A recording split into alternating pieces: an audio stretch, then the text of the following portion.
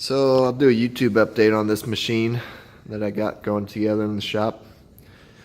I put this thing together originally 2 years ago or so. There's a slideshow video on my channel about it, but anyway, I took the 1850 gasoline tractor that I had, and it never really ran real good. I think the valves were out on it, but I got a 285 white tractor that ran really the engine ran good, but I think the hydraulic pump was out. I picked it up on an auction for like 2,000 bucks. And I took the tub and the engine and some of the battery box and the fuel tank on the side there and stuck them onto the 1850 rear end. I used this tractor on a New Holland bale wagon and a Vermeer round baler. I like it a lot because I can get on and off with those steps easy. And then the battery box over here, it's real easy to get on and off. It's a comfortable tractor to drive. That old 285 engine ran everything really well, but it spun a main bearing last season. Got bumping into shit. So this engine was the original 285 Perkins. It's a 354 cubic inch. That bearing spun on the center main. And then I took it to the machine shop and they magnafluxed it before they went through it, and they found a crack on that main journal by the oil passage. You can't really see it until you magnaflux it, but anyway, I don't think you can reuse a cracked block like that. So I got a engine shopping. I found this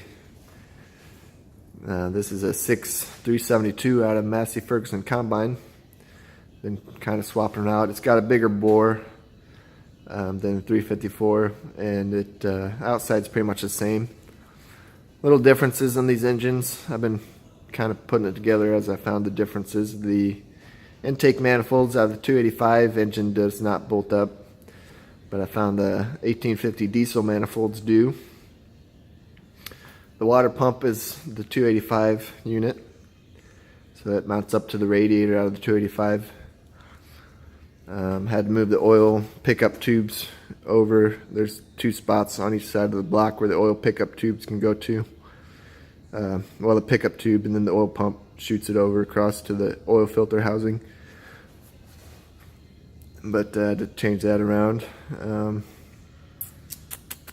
I'm at the point where I got to try to line this engine into the tub. Anytime you change a tub or an engine, it says to align it, but it doesn't really say how. So my plan here is just to eyeball it on the PTO shaft. You can see there's a gap there and there's less gap over here. And it looks like it's rubbed a little. It could have been why it spun the main bearing, but I don't know. If you don't know how these Oliver and White tractors work, it's the live PTO and power hydraulic pump are driven off this shaft that goes into a spline hub on the flywheel there. And then the over-under unit is hollow in the middle. That's where the input shaft pilot bearing would spin. That's the over-under unit over here. It's hollow. You can see right through the center of the shaft. That's where the live PTO shaft runs. Then the clutch bolts up to the flywheel kind of regular like. This is the clutch installation tool. But anyway, shop's a mess, and I'm kind of wanting to get this thing lined up here, but I guess I just kind of got to eyeball it.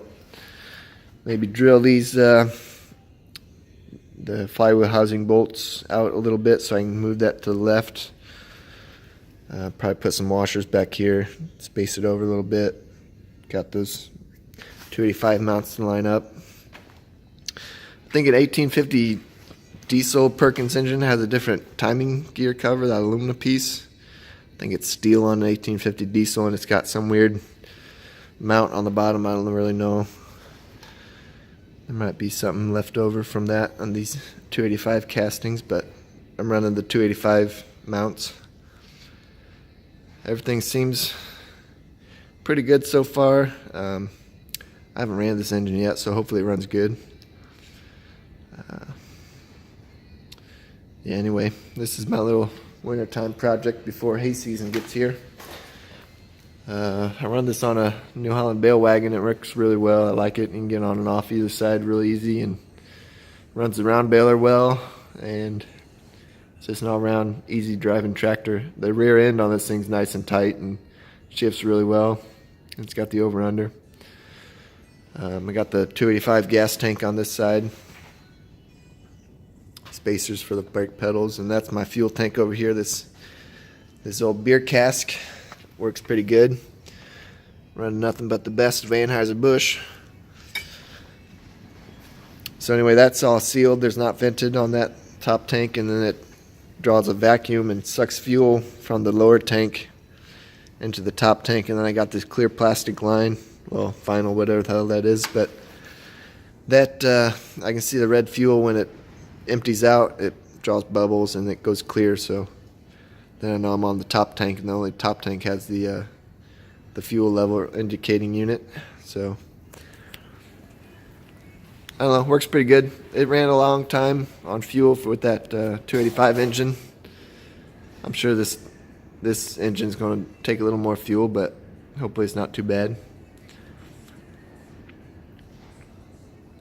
Anyway, 6 minutes of rambling. If you want more updates on this thing, let me know.